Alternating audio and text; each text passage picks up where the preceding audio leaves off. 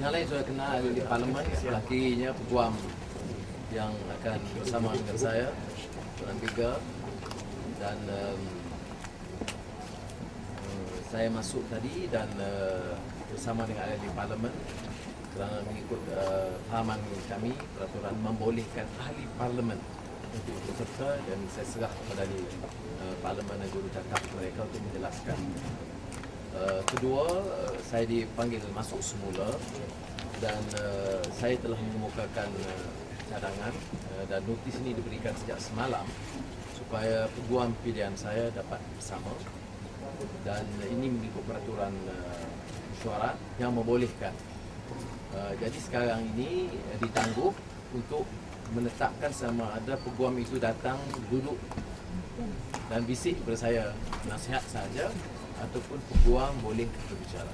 Ikut tafsiran saya dan peguam kami ialah bahawa sebaik peraturan mengatakan peguam dapat bersama, maknanya peguam boleh membuat submission atau pandangan, mengemukakan pandangan ke persoalan.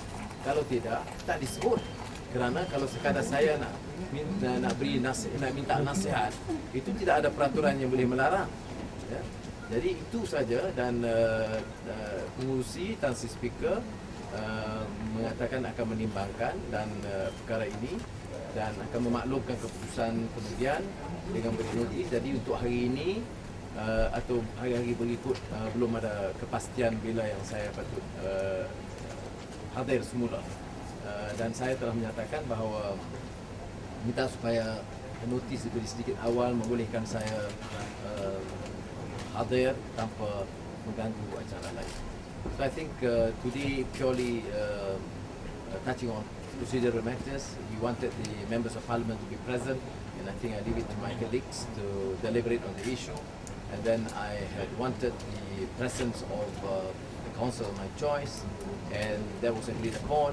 But then there was apparently no clear decision on the role of the counsel, whether to sit and whisper to me or to be able to submit on particularly substantive issues on the point of law. Because otherwise it would be very, very difficult for us to proceed.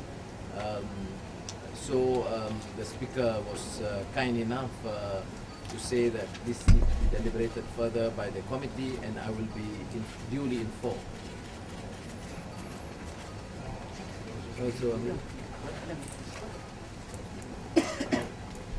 This morning, members of Parliament, all of us are here.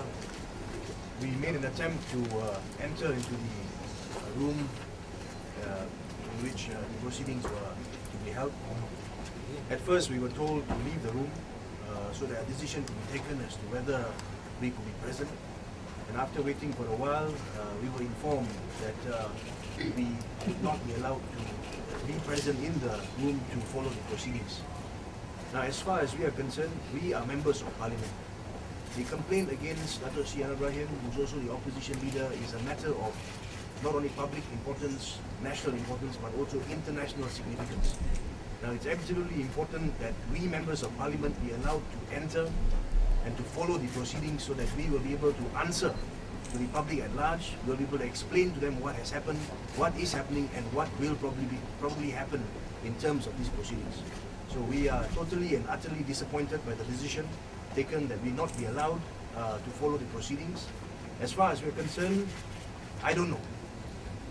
What is there to hide? At the end of the day, if it is an issue which relates to something which is of international significance, I think the proceeding should be conducted in open.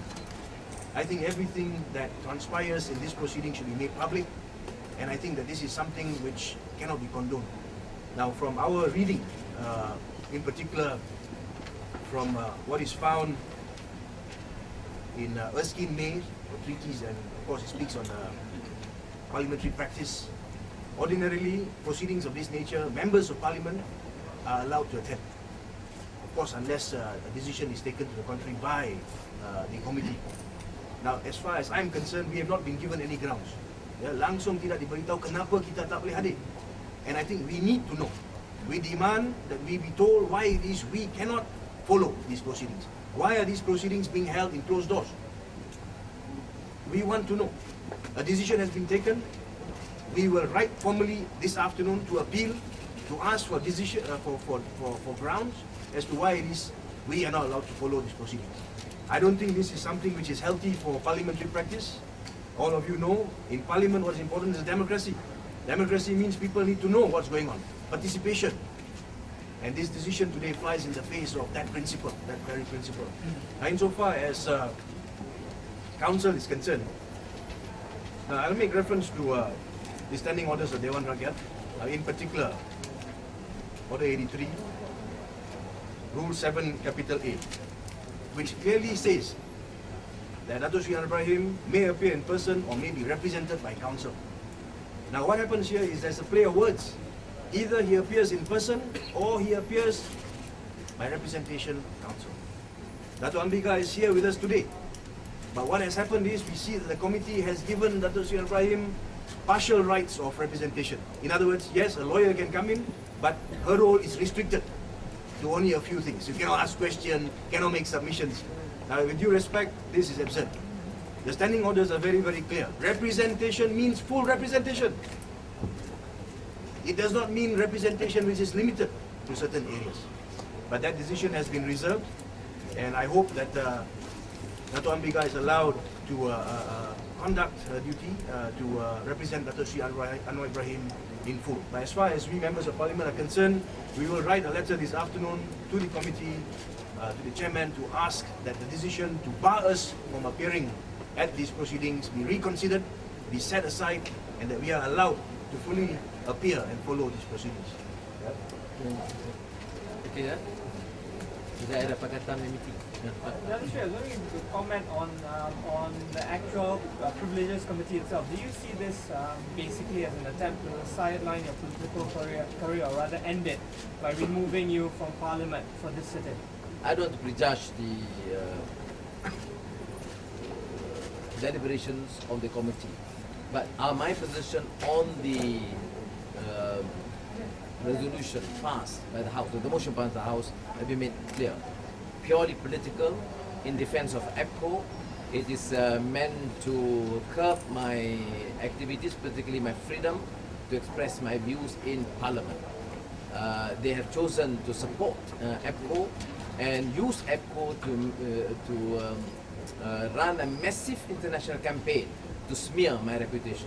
And this I will adduce in evidence. But I'm not touching on the running, the conduct of the committee, because it has just begun.